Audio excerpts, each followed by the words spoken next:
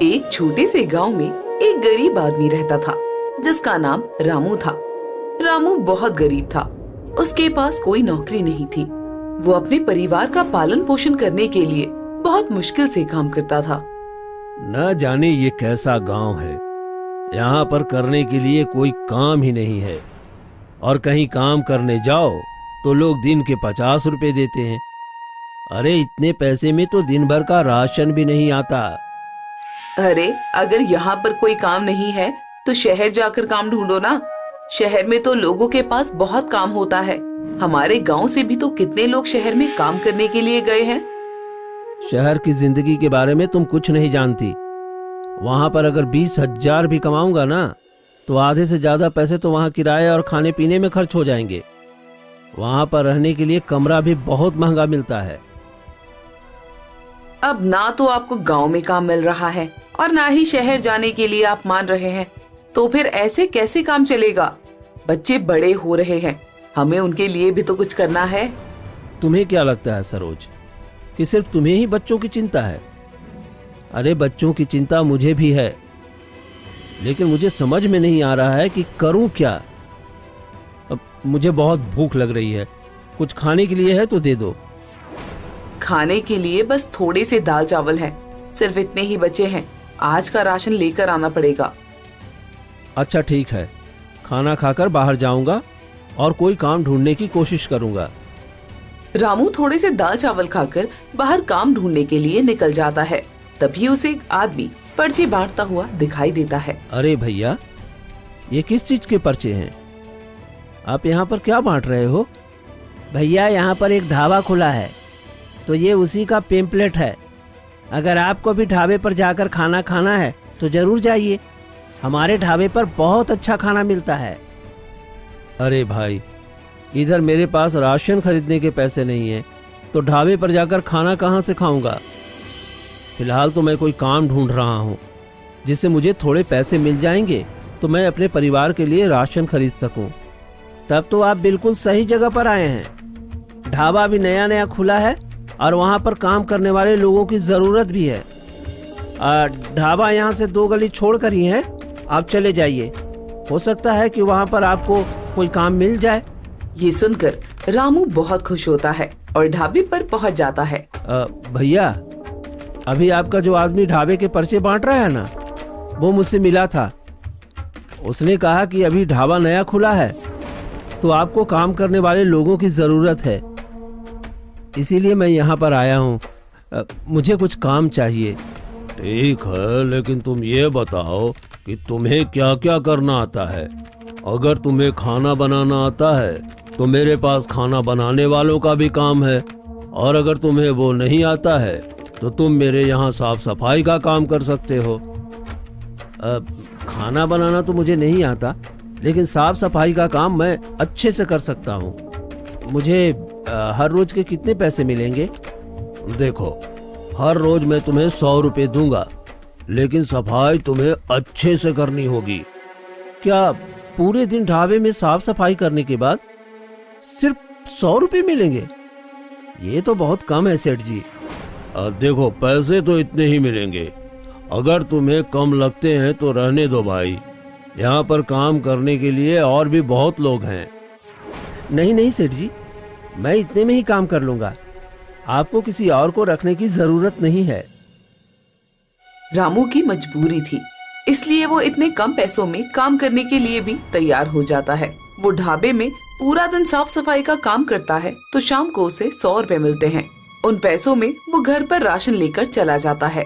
ये लो सरोज, आज मेरी जो भी कमाई हुई थी उससे मैं ये थोड़ा दाल चावल और सब्जियां खरीद लाया।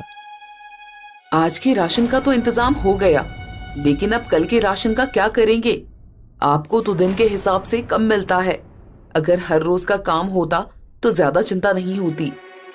अरे तुम चिंता मत करो, अब मुझे नौकरी मिल गई है, इसलिए मुझे हर रोज के पैसे मिल जाएंगे।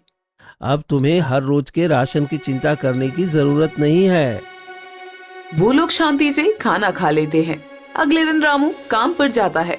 वो सुबह से शाम तक ढाबे पर सफाई का काम करता है, लेकिन जब वो शाम को अपने पैसे लेने के लिए जाता है तो मालिक कहता है, अरे रामू, मैं तो तुम्हें बताना ही भूल गया। मैं तुम्हें नौकरी पर रखा है, इसलिए मैं तुम्हें हर रोज के हिसाब से पैसे नहीं दे पाऊंगा। महीने के पैसे एक बार दे दूंगा। लेकिन सेठ जी, मुझे मेरे घर पर राशन लेकर जाना है। मेरे पास बिल्कुल भी पैसे नहीं हैं। अगर मुझे पैसे नहीं मिले तो हमारे घर पर आज चूल्हा भी नहीं जल पाएगा। देखो, अगर ऐसी बात है तो तुम किसी से उधार ले लो और उसे बाद में पैसे चुका देना, लेकिन मैं तुम्हें हर रोज के पैसे नहीं दे पाऊंगा। सेठ जी, मेरी मजबूरी समझने की कोशिश कीजिए। मेरे घर पर खाना बनाने के लिए भी पैसे नहीं हैं। अरे तो तुम्हें तो कह रहा हूँ कि किसी से उधार ही ले लो। और वैसे भी अगर मैंने तुम्हें हर रोज के पैसे दिए तो तुम्हारा क्या भरोसा, तुम कब काम छोड़कर चले जाओ। लेकिन हाँ, अगर तुम कोई चीज मेरे पास गिरवी रख दो तो मैं तुम्हें पैसे दे सकता हूँ। अरे गिरवी रखने के लिए तो मेरे पास कुछ भी नहीं है सेठ जी। मैं बहुत गरीब आदमी हूँ। अरे ये गरीबी का राग अलापना बंद करो और चुपचाप काम करो, चलो। रामू के बार बार कहने पर भी उसका मालिक उसे पैसे नहीं देता, जिस वजह से उसे गांव के ठेकेदार से पैसे उधार लेने पड़ते हैं। देखो, मैं तुम्हें पैसे उधार दे रहा हूँ, लेकिन अगर तूने मेरे पैसे सही समय पर नहीं लौटाए तो अपना घर तुझे मेरे नाम पर करना होगा। मंजूर? जी, बिल्कुल भी चिंता मत कीजिए सेठ जी। मेरी पगार मिलते ही मैं आपको आपके पैसे चुका दूंगा। रामू ठेकेदार से पैसे उधार पर लेता है। इस तरह एक महीना बीत जाता है। रामू की पगार मिलने का दिन आ जाता है। मालिक, मुझे काम करते हुए 1 महीना बीत गया। अब तो आप मुझे महीने की पगार दे दीजिए। देखो, आज मेरे पास इतने पैसे नहीं हैं। तुम कल तक इंतजार करो, मैं कल तुम्हें पैसे दे दूंगा। लेकिन सेठ जी, मुझे ठेकेदार जी को पैसे देने हैं। अगर आज मैंने उनके पैसे नहीं लौटाए तो वो मेरा घर हड़प लेंगे। अरे एक दिन के लिए कोई किसी का घर थोड़ी ना हड़पता है। कुछ नहीं होगा, मैं कल तुम्हें तुम्हारे पैसे दे दूंगा। आप मेरे साथ खेल मत खेलिए सेठ जी। आपने कहा था कि महीना पूरे होते ही तुम्हें तुम्हारे पैसे मिल जाएंगे, लेकिन आप तो पैसे देने का नाम ही नहीं ले रहे हैं। सुबह से ढाबे में इतने लोग खाना खाकर गए हैं और आप कह रहे हैं कि आपके पास पैसे नहीं हैं। तेरी हिम्मत कैसे हुई मुझसे इस तरह से बात करने की? जा नहीं देता मैं तुझे तेरे पैसे। तुझे जो करना है कर ले। और अब तो मैं तुझे कभी पगार नहीं दूंगा और ना ही तुझे अब यहाँ पर काम करने आने की जरूरत है। आप ये बिल्कुल ठीक नहीं कर रहे हैं सेठ जी। एक गरीब के साथ छल करके बहुत बड़ा पाप कमा रहे हो। भगवान आपको इसकी सजा जरूर देंगे। अरे चल निकल यहाँ से। बड़ा आया है मुझे यहाँ भगवान की धमकी देने वाला। गगन रामू को धक्के मारकर वहाँ से निकाल देता है और तभी थोड़ी देर बाद ठेकेदार का आदमी रामू के घर आता है। याद है ना रामू, क्या तुझे सेठ जी के पैसे देने हैं? सेठ जी ने तुझे याद दिलाने के लिए मुझे भेजा है। हाँ, मैं जानता हूँ मुन्ना। सेठ जी को कहना कि मैं रात तक उनके पैसे लेकर आऊंगा। ठीक है, लेकिन रात तक पैसे लेकर आ जाना, वरना तुम्हें पता है ना, तुम्हारा घर तुम्हारे हाथों से चला जाएगा। मुन्ना उनके दरवाजे पर खड़ा ही था, तभी रामू का एक पड़ोसी बिरजू वहाँ से गुजर रहा था। उसने जैसे ही मुन्ना को रामू के दरवाजे पर खड़ा देखा तो वो समझ गया कि पक्का कोई न कोई गड़बड़ जरूर है। अरे ये तो ठेकेदार का आदमी है, लेकिन ये रामू के घर पर क्या कर रहा है? मुन्ना जैसे ही वहाँ से निकलता है तो बिरजू रामू के घर जाता है। अरे रामू, ये मुन्ना तुम्हारे घर पर क्या कर रहा था? तुमने ठेकेदार से कोई उधार लिया है क्या? हाँ भाई, उधार लिया तो था, लेकिन चुका नहीं पाया।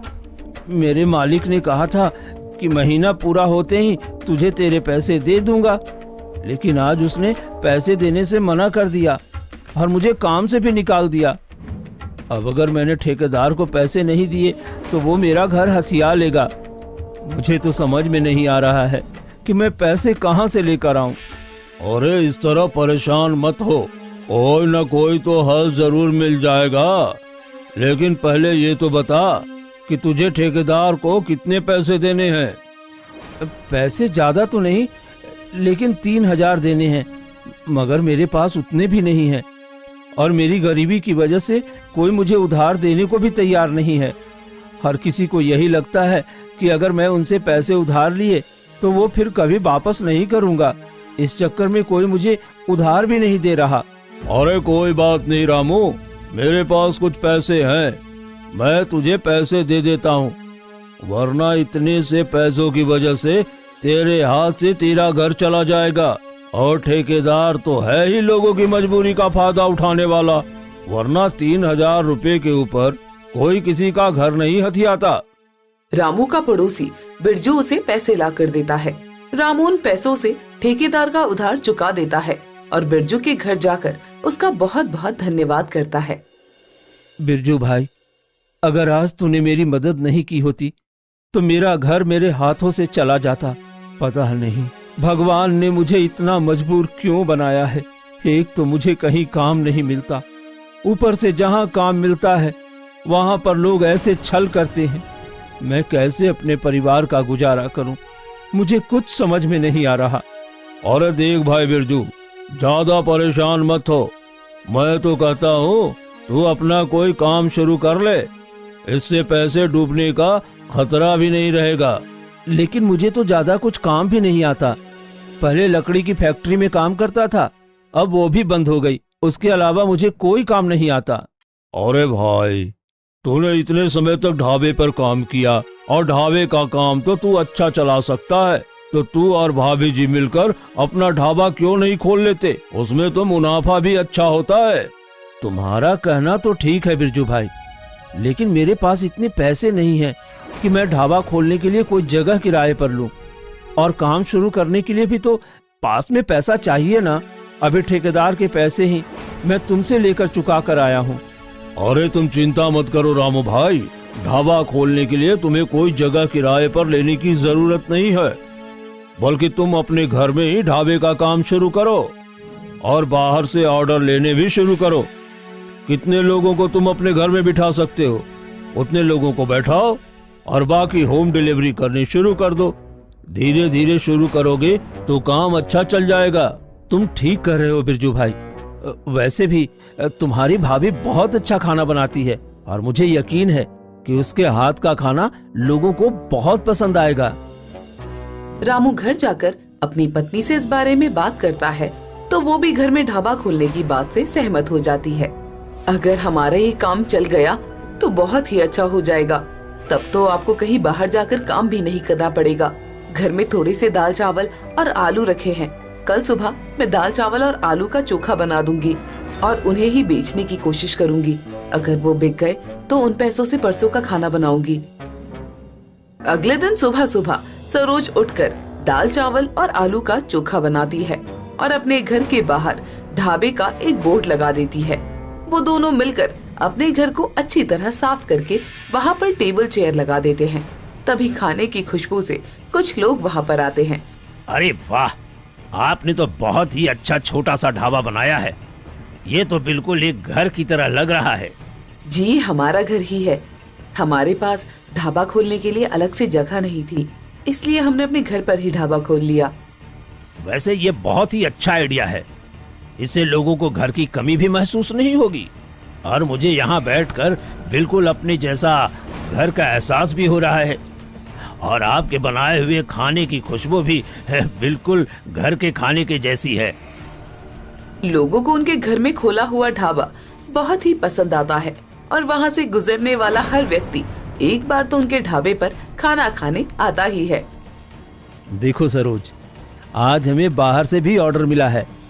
2 प्लेट दाल मखनी, 2 प्लेट पनीर बटर मसाला और नान का ऑर्डर आया है।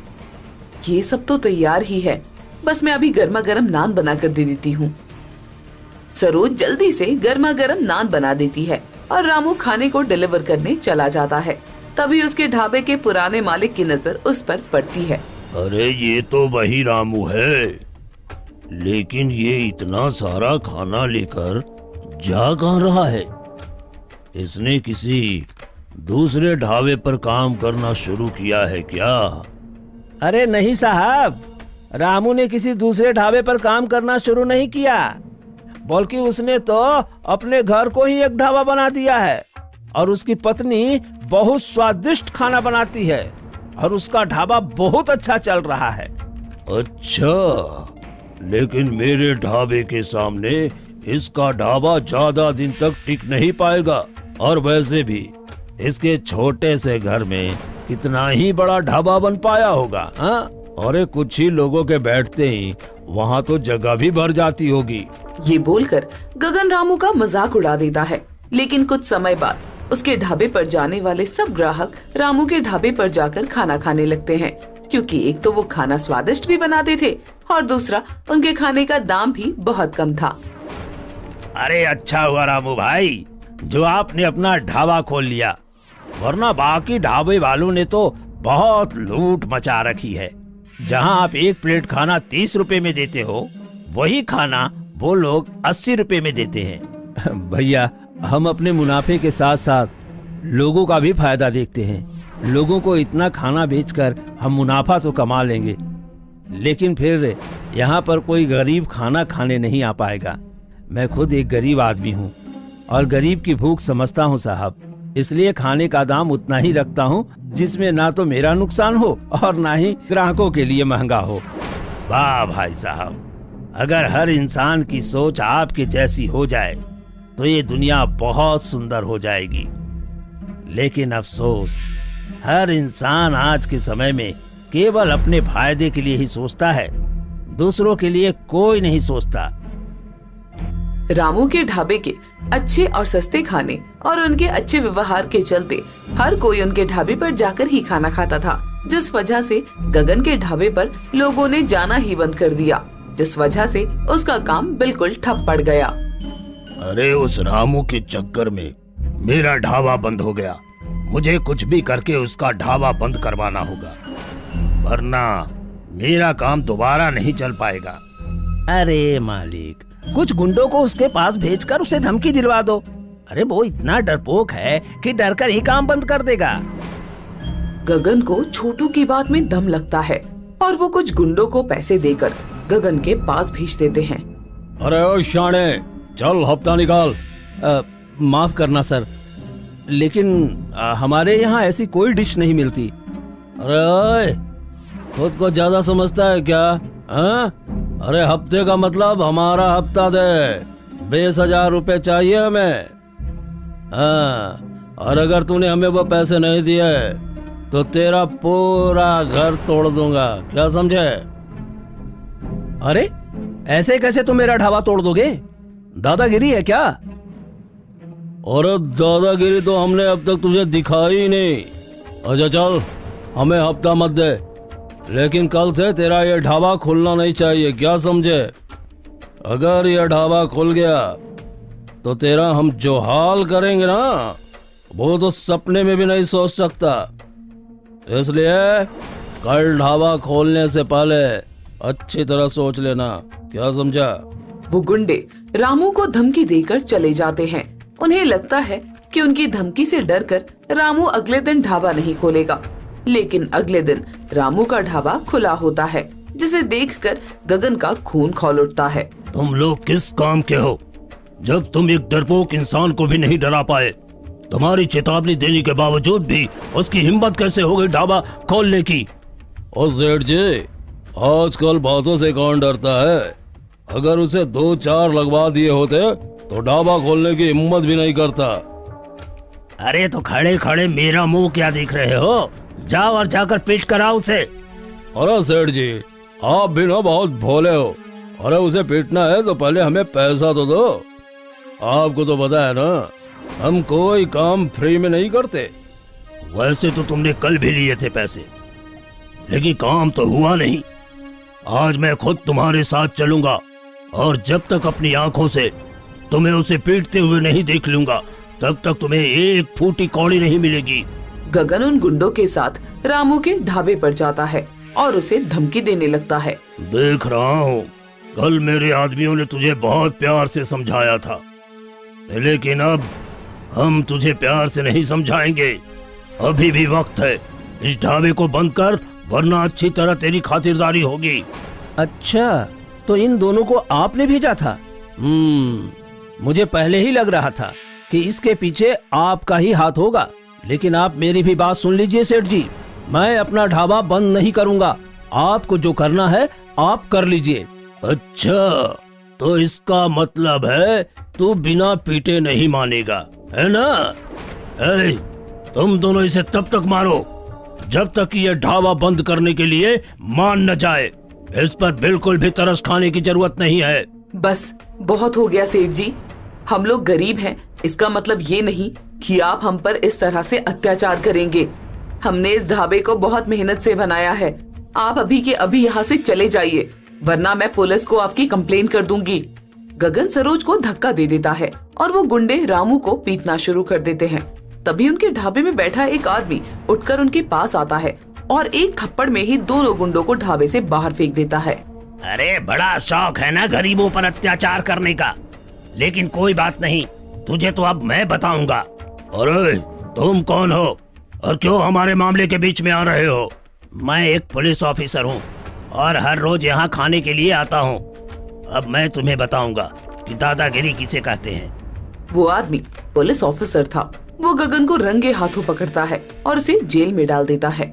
गगन को उसके किए की सजा मिलती है और रामू का ढाबा अपने गांव के साथ साथ आसपास के सभी गांव में गरीबों के ढाबे के नाम से मशहूर हो जाता है। और कुछ सालों बाद वो अलग अलग शहरों में अपने ढाबे की ब्रांच खोलता है और पूरे देश में गरीब ढाबे वाले के नाम से जाना जाने लगता है। ये कहानी है घमंडी रानी। एक समय की बात है, एक बड़े और समृद्ध राज्य में एक रानी रहती थी। उसका नाम रानी इंदु था। रानी इंदु बहुत ही सुंदर और बुद्धिमान थी, लेकिन वो बहुत घमंडी भी थी। रानी इंदु को अपने सौंदर्य और बुद्धिमत्ता पर बहुत ही गर्व था। वो हमेशा अपने दरबारी और प्रजा के सामने अपने सौंदर्य और बुद्धिमत्ता का प्रदर्शन करती थी। एक दिन रानी इंदु ने अपने दरबार में एक बड़ा समारोह आयोजित किया। उसने अपने सभी दरबारियों और प्रजा को समारोह में आमंत्रित किया था। समारोह में रानी इंदु ने अपने सौंदर्य और बुद्धिमत्ता का प्रदर्शन किया। उसने अपने दरबारियों और प्रजा के सामने अपने ज्ञान और कौशल का प्रदर्शन किया। लेकिन जब रानी इंदु अपने समारोह को समाप्त करने वाली थी, तो एक अज्ञात व्यक्ति ने उसके दरबार में प्रवेश किया और व्यक्ति का नाम था विक्रम। रानी इंदु, तुम बहुत ही घमंडी हो। तुम्हें लगता है कि तुम सबसे बुद्धिमान और सुंदर हो, लेकिन मैं तुम्हें एक चुनौती देता हूँ। अगर तुम मेरी चुनौती को स्वीकार करोगी तो मैं तुम्हें दिखाऊंगा कि तुम वास्तव में कितनी बुद्धिमान और सुंदर हो। तुम्हारी हिम्मत कैसे हुई मुझे ये सब कहने की? लेकिन कोई बात नहीं, मैं तुम्हारी चुनौती को स्वीकार करती हूँ। परंतु अगर मैं जीत गई तो तुम्हें मेरे दरबार में हमेशा के लिए रहना होगा। मैं तुम्हारी शर्त को स्वीकार करता हूँ इंदु, लेकिन अगर मैं जीत गया तो तुम्हें मेरे साथ आना होगा और मेरी बात माननी होगी। मैं तुम्हारी शर्त को स्वीकार करती हूँ, लेकिन मैं तुम्हें पहले ही बता दूं कि मैं ही जीतने वाली हूँ। मेरी बुद्धिमत्ता के सक्षम तुम कुछ भी नहीं हो। रानी इंदु, मैं तुमसे एक प्रश्न पूछूंगा। अगर तुम उसका सही उत्तर दे सकोगी तो तुम जीत जाओगी, लेकिन अगर तुम उसका उत्तर नहीं दे सकोगी तो तुम हार जाओगी। ठीक है, मैं तैयार हूँ, पूछो अपना प्रश्न। मेरा प्रश्न ये है, अगर तुम्हें एक ऐसा उपहार दिया जाए जो तुम्हारे लिए बहुत ही अनमोल है, लेकिन उस उपहार की एक ऐसी शर्त हो जो तुम्हारे राज्य को खतरे में डाल सकती है, तो तुम क्या करोगी? रानी इंदु ने विक्रम को देखा और सोच में पड़ गई। वो इस प्रश्न का उत्तर नहीं जानती थी कि क्या वो इस उपहार को स्वीकार करेगी या नहीं। विक्रम, तुम मुझे पहले बताओ कि वो क्या उपहार है? क्या है वो अनमोल चीज जो मुझे उपहार में मिलेगी? अगर तुम मुझे उसका उत्तर दोगे तभी मैं तुम्हें इस प्रश्न का उत्तर दूंगी। ठीक है रानी इंदु, मैं तुम्हें बताता हूँ। उस उपहार में ऐसा अमृत है जो तुम्हें कभी बूढ़ा नहीं होने देगा। तुम उसे पीने के बाद हमेशा के लिए जवान हो जाओगी। क्या ऐसा अमृत वास्तव में है? अगर मैं उसे पी लूं तो मैं कभी बूढ़ी नहीं होंगी? हाँ रानी इंदु, ये अमृत वास्तव में है। अगर तुम उसे पी लोगी तो तुम हमेशा हमेशा के लिए जवान हो जाओगी। वाह, ये तो बहुत ही आकर्षक है। मुझे वो अमृत चाहिए, लेकिन उस अमृत की क्या कीमत है? उपहार की कीमत तो मैंने पहले ही तुम्हें बता दी थी कि उस उपहार के बदले तुम्हारा राज्य खतरे में पड़ जाएगा। तुम्हारे कहने से ऐसा कुछ नहीं होने वाला। मुझे ये मंजूर है, लेकिन आप मुझे वो अमृत ला कर दो जिससे मैं कभी बूढ़ी नहीं होंगी और हमेशा के लिए जवान हो जाऊंगी। ठीक है रानी इंदु, मैं तुम्हारे लिए वो अमृत लेकर आऊंगा, लेकिन तुम्हें याद रखना होगा कि तुमने इसकी कीमत पहले से ही स्वीकार कर ली है। विक्रम ने अपने आसपास से एक छोटा सा बक्सा निकाला और उसे रानी इंदु के सामने रख दिया। रानी इंदु ने उस बक्से को खोला और उसमें से एक छोटा सा घड़ा बाहर निकाला। ये है वो अमृत, मैं इसे पीकर हमेशा के लिए जवान हो जाऊंगी। राजा क्षितिज ने रानी इंदु को टोकते हुए कहा, बस बहुत हो गया रानी। अगर इस अमृत के पीने की वजह से हमारा राज्य सचमुच खतरे में पड़ गया तो हम क्या करेंगे? ऐसा कुछ नहीं होगा राजन। भला मेरे अमृत पीने से राज्य कैसे खतरे में पड़ सकता है? आप इसकी बातों में मत आइए, राज्य को कुछ नहीं होगा। बात को समझने की कोशिश कीजिए रानी इंदु। जो व्यक्ति आपको ऐसा अमृत दे सकता है जिससे आप कभी बूढ़ी ना हो, वो व्यक्ति कुछ भी कर सकता है। इसे मत पीजिए। लेकिन रानी इंदु ने राजा की बात नहीं सुनी। रानी इंदु ने उस घड़े को उठाया और उसमें से अमृत पीने लगी। जैसे ही उसने अमृत पिया, उसके चेहरे पर एक अजीब सी चमक आई।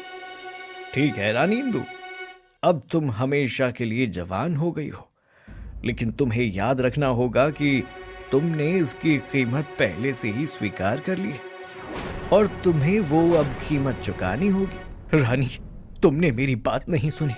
अब हमारा राज्य खतरे में पड़ जाएगा। राजन, आप चिंता मत करो। मैंने जो किया है वो मेरे लिए सही था। मैं अब कभी बूढ़ी नहीं होंगी और हमेशा के लिए जवान रहूंगी।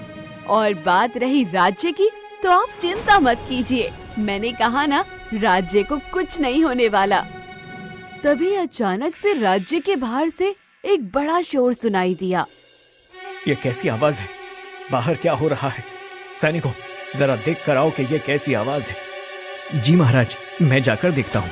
सैनिक बाहर गया और कुछ ही पलों में वापस आ गया। महाराज, ये तो बहुत बड़ा हमला है। हमारे राज्य पर मालवा राज्य ने हमला कर दिया है। उसके सैनिक हमारी सीमाओं पर खड़े हैं और हमारे राज्य पर हमला करने की तैयारी कर रहे हैं। मालवा राज्य, ये तो बहुत बड़ा खतरा है। हमें जल्दी से जल्दी अपने सैनिकों को तैयार करना होगा और उनका सामना करना होगा। तभी दरबार में खड़ा विक्रम अपना रूप बदलकर मालवा राज्य के राजा का रूप ले लेता है। उसे देखकर सब चौंक जाते हैं।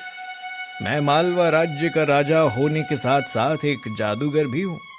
मैं आज तक तुम्हारे राज्य को जीत नहीं पाया, लेकिन मैं जानता था कि रानी इंदु को खुद की बुद्धिमत्ता और सौंदर्य पर बहुत घमंड है। अगर मैं उस पर तंज कसूंगा तो वो अहंकार में आकर मेरी शर्त जरूर मानेगी और मैं उसे फंसाकर ऐसा वचन ले लूंगा।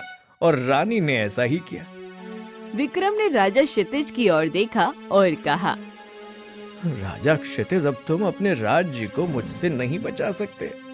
तुम्हारी रानी ने मेरी शर्त स्वीकार कर ली है और अब तुम्हारा राज्य मेरे अधीन होगा। राजा क्षितिज और रानी इंदु दोनों ही विक्रम की बात सुनकर चौंक गए।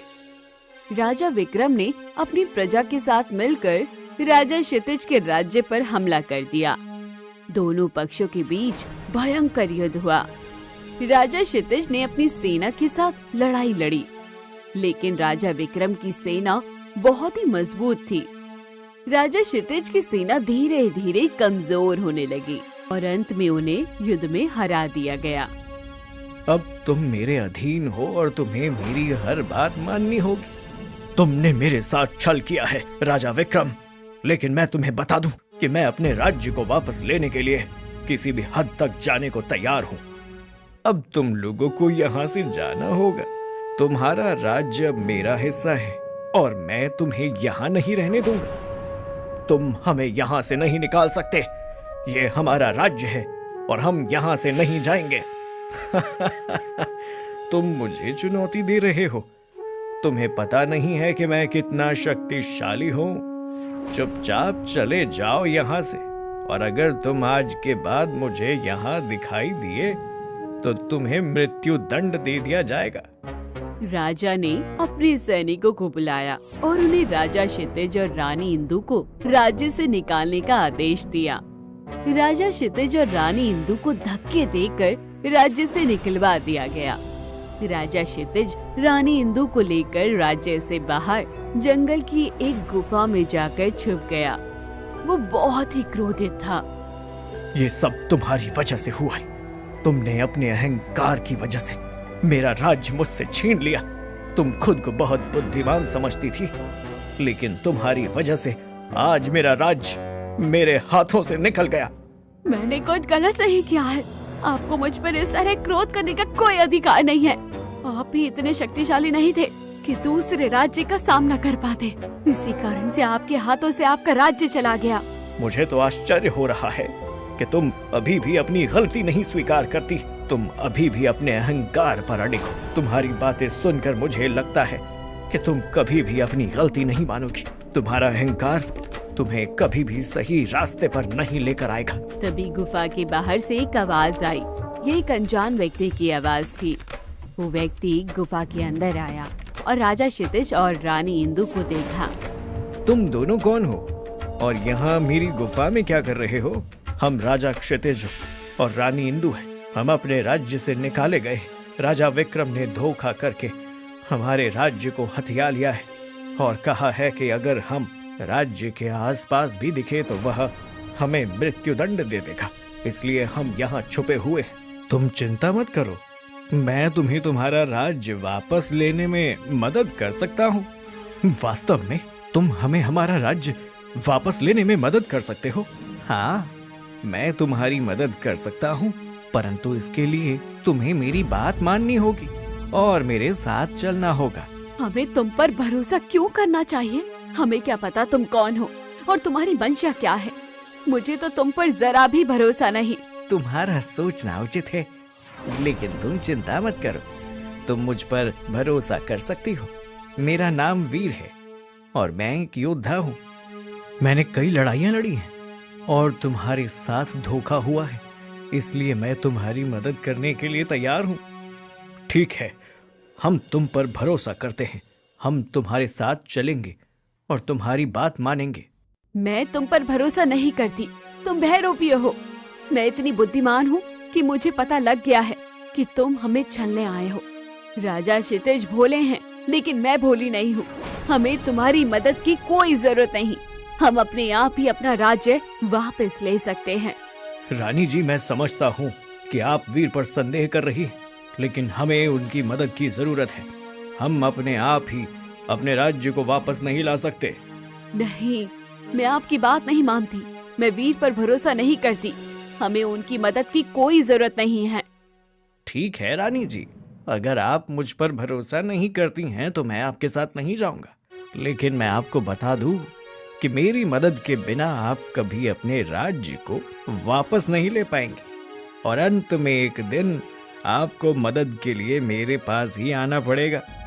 आपके अहंकार की वजह से पहले ही बहुत कुछ बिगड़ चुका है, लेकिन जब तक सर्वनाश नहीं होगा तब तक आपका अहंकार भी खत्म नहीं होगा। वीर वहाँ से चला गया और राजा क्षितिज और रानी इंदु को अपने अहंकार के साथ अकेला छोड़ दिया। कुछ महीने बीत गए और रानी इंदु ने एक पुत्र को जन्म दिया। वो बहुत खुश थी और उसने अपने पुत्र का नाम राजकुमार विजय रखा। राजा क्षितिज और रानी इंदु ने गुफा में ही अपने पुत्र विजय का पालन पोषण किया। धीरे धीरे विजय बड़ा हुआ और 15 साल का हो गया। एक दिन विजय ने अपने पिता राजा क्षितिज से पूछा, पिताजी, जंगल में हमारे अलावा कोई और इंसान क्यों नहीं रहता? हम यहाँ अकेले क्यों रहते हैं? बेटा, तुम्हें ये बात नहीं पता है कि हम क्यों यहाँ पर रहते हैं। हमारा राज्य विक्रम ने छीन लिया था और हमें यहाँ पर जंगल में रहना पड़ा। राजा विक्रम? वो कौन है? और उन्होंने हमारा राज्य हमसे छीन लिया था। कैसा राज्य पिताजी? मैं कुछ समझा नहीं। राजा विक्रम हमारे पड़ोसी राज्य का राजा था। वो बहुत ही शक्तिशाली और क्रूर है। उसने बहुत साल पहले हमसे हमारा राज्य छीन लिया था और उसके बाद अपनी जान बचाने के लिए यहाँ पर जंगल में हमें छिप कर रहना पड़ा। पिताजी, ये तो बहुत ही गलत हुआ। मैं उस राजा विक्रम को हराना चाहता हूँ और हमारा राज्य वापस लेना चाहता हूँ। बेटा, ये बहुत मुश्किल काम है। राजा विक्रम बहुत शक्तिशाली है और उसके पास बहुत सारे सैनिक हैं, लेकिन मुझे तुम पर भरोसा है। तुम एक ना एक दिन हमारे राज्य को वापस जरूर लेकर रहोगे। समय बीतता है और विजय 20 वर्ष का हो जाता है। वो हर रोज अपने पिता के साथ मिलकर तलवारबाजी का अभ्यास करता है। जब वो 20 वर्ष का हो जाता है तो एक दिन अपने पिता से कहता है, पिताजी, अब मैं राजा विक्रम का सामना करने के लिए तैयार हूँ। मैं आज के आज ही उससे युद्ध करने के लिए जाऊंगा और अपने राज्य को उससे वापस लूंगा। बेटा, तुम अकेले उसकी प्रजा का सामना नहीं कर सकते। तुम्हें उनके साथ लड़ने के लिए एक सेना की जरूरत होगी और इस वक्त हमारे पास राजा विक्रम की सेना से लड़ने के लिए कोई भी सेना नहीं है। नहीं, मेरे पुत्र को किसी सेना की जरूरत नहीं है। ये मेरा पुत्र है और अकेले ही राजा विक्रम की प्रजा का सामना कर सकता है। आप मेरे पुत्र को कम में आंकने की भूल मत कीजिए। माँ, आप ठीक कह रही हैं। मैं अकेले ही राजा विक्रम की प्रजा का सामना करूंगा और अपने राज्य को वापस लूंगा। बेटा, तुम अपनी माँ की बातों में मत आओ। बस वो अपने अहंकार की सुन रही है। तुम उसकी बातों पर ध्यान न देना। अपने दिमाग से सोचो। तुम वहाँ पर जाओगी तो तुम्हारी जान को खतरा हो सकता है। विजय अपने पिता की बातों को अनसुना कर देता है और राजा विक्रम की प्रजा का सामना करने के लिए तैयार हो जाता है। वो अपनी तलवार लेकर निकल पड़ता है और राजा विक्रम के राज्य की ओर बढ़ने लगता है। रानी, मुझे लगता है कि हमें विक्रम को रोकना चाहिए। वो अकेले राजा विक्रम की प्रजा का सामना नहीं कर सकता। नहीं राजा जी, मेरे पुत्र को किसी की जरूरत नहीं है। वो अकेले ही राजा विक्रम की प्रजा का सामना कर सकता है। लेकिन रानी जी, ये बहुत बड़ा खतरा है। हमें विक्रम को रोकना चाहिए। लेकिन रानी इंदु अपने पुत्र के बारे में अपने अहंकार के कारण कुछ नहीं सुनना चाहती थी। विजय राजा विक्रम के राज्य में प्रवेश करता है और वहाँ के लोगों से मिलता है। वो उन्हें बताता है कि वो राजा विक्रम की प्रजा का सामना करने आया है और अपने राज्य को वापस लेना चाहता है। जैसे ही राजा विक्रम को ये बात पता चलती है कि राजा विक्रम क्षितिज का पुत्र है, वो उसे बंदी बनवा लेता है और सीधे मृत्यु दंड दे देता है। ये बात जब रानी इंदु को और राजा क्षितिज को पता चलती है तो वो रो रो कर उनका बहुत बुरा हाल हो जाता है। राजा क्षितिज का गुस्सा रानी इंदु पर बरस पड़ता है। तुम्हारे अहंकार के कारण हमारे पुत्र की जान चली गई। तुमने मेरी बात को नहीं सुना। तुमने विजय को नहीं रोका। तुम्हारी वजह से हमारे पुत्र की जान चली गई। मुझे माफ कर दीजिए राजा, मुझसे बहुत बड़ी गलती हो गई। मेरे कारण मेरा पुत्र मारा गया। मुझे तुम्हारी कोई बात नहीं सुननी। मुझे मेरा पुत्र चाहिए। यदि तुमने मुझे मेरा पुत्र लाकर नहीं दिया तो मैं इस गुफा के पत्थरों पर सिर पटक पटक कर अपनी जान दे दूंगा। राजा, मुझे माफ कर दीजिए। मैं अपने पुत्र को वापस लाने के लिए कुछ भी करूंगी। मैं वीर को ढूंढने जाऊंगी और हमारे पुत्र को वापस लाने के लिए कहूंगी। वीर? वही वीर जिसे तुमने पहले भी ठुकरा दिया था। वही वीर जिसने पहले तुम्हें चेतावनी दी थी कि तुम्हें अपने अहंकार को छोड़ देना चाहिए। हाँ राजा, वही वीर। मैं उसे ढूंढने जाऊंगी और उसे हमारे पुत्र को वापस लाने के लिए कहूंगी। जिस प्रकार तुमने वीर को अहंकार दिखाया था, मुझे नहीं लगता कि वो तुम्हें क्षमा करेगा। लेकिन तुम्हें उसके पास जाना ही पड़ेगा और हमारे पुत्र को वापस जीवित करना ही पड़ेगा, वरना मैं जान दे दूंगा। रानी इंदु राजा क्षितिज की बात सुनकर जंगल में वीर को ढूंढते हुए जाती है। कुछ दिनों बाद उसे वीर एक गुफा में मिलता है और वो उससे क्षमा मांगती है और उसे सारी बात बताकर उससे मदद मांगती है। रानी इंदु, तुमने मुझे बहुत दुख पहुंचाया था, लेकिन मैं फिर भी तुम्हारी मदद करने के लिए तैयार हूँ। लेकिन मुझे वादा करो कि तुम अपने अहंकार को छोड़ दोगी। वीर, मैं तुम्हें वादा करती हूँ कि मैं अपने अहंकार को छोड़ दूंगी। मैं तुम्हारी मदद के लिए कुछ भी करूंगी। रानी इंदु वीर के साथ राजा विक्रम के राजमहल में जाती है और कहती है, तुमने मेरे पुत्र को किस प्रकार मारा? तुम्हारी हिम्मत कैसे हुई? मैंने तो तुम्हें पहले ही कहा था कि इस राज्य के आसपास भी दिखाई दिए तो सीधा मृत्युदंड दे दिया जाएगा। तुम्हारे पुत्र ने मेरी बात नहीं मानी और इसीलिए उसे मृत्युदंड देना पड़ा। तुमने जादू भरे छल से इनके राज्य को हड़पा और इनके पुत्र को भी मार दिया। जिस तरह तुमने जादू करके ये सब किया, अब वही जादू तुम्हारा अंत करेगा। तुम्हें लगता है कि तुम मुझे हरा सकते हो? मैं तुम्हें बता दूं कि मेरे पास बहुत शक्तिशाली जादू है और तुम्हें आसानी से हरा सकता हूं। हम देखेंगे कि कौन किसे हराता है।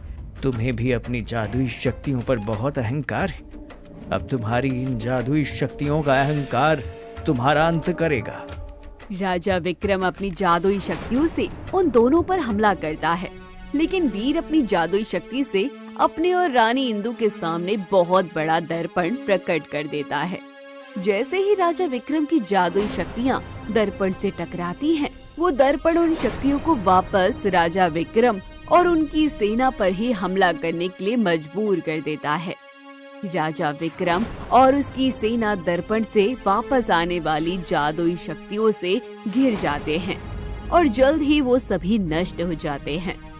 राजा विक्रम और उसकी सेना के नष्ट होते ही रानी इंदु बहुत खुश होती है, लेकिन अभी उसका पुत्र जीवित नहीं हुआ था। वो वीर से कहती है, तुमने हमें हमारा राज्य तो वापस दिलवा दिया, लेकिन मुझे मेरा पुत्र चाहिए, वरना मेरे पति अपने प्राण त्याग देंगे। आज से 21 वर्ष पहले तुमने जिस अमृत का पान किया था, उसी अमृत से तुम्हारा पुत्र वापस जिंदा हो सकता है, लेकिन उसके लिए मुझे तुम्हारे शरीर से उस अमृत को निकालना होगा। लेकिन कैसे? मुझे क्या करना होगा? तुम्हें अपने प्राण न्योछावर करने होंगे। यही एक तरीका है जिससे तुम्हारा पुत्र वापस जिंदा हो सकता है। रानी इंदु अपने पुत्र के बारे में सोचकर इसके लिए तैयार हो जाती है। वो वीर से कहती है, ठीक है, मैं तैयार हूँ। मेरे पुत्र को वापस जिंदा करने के लिए मैं अपने प्राण न्योछावर करने के लिए तैयार हूँ। वीर रानी इंदु की नाभि में तीर मार कर वो अमृत निकाल लेता है और विजय के मृत शरीर पर डालता है। विजय के मृत शरीर में जान आ जाती है और वो जिंदा हो जाता है। अंत में राजा क्षितिज को उनका राज्य तो वापस मिल जाता है और उनका पुत्र भी जीवित हो जाता है। लेकिन यदि रानी इंदु ने अपने अहंकार के कारण ये सब ना किया होता तो आज वो भी जिंदा होती और उनके परिवार को इतने कष्टों का सामना ना करना पड़ता।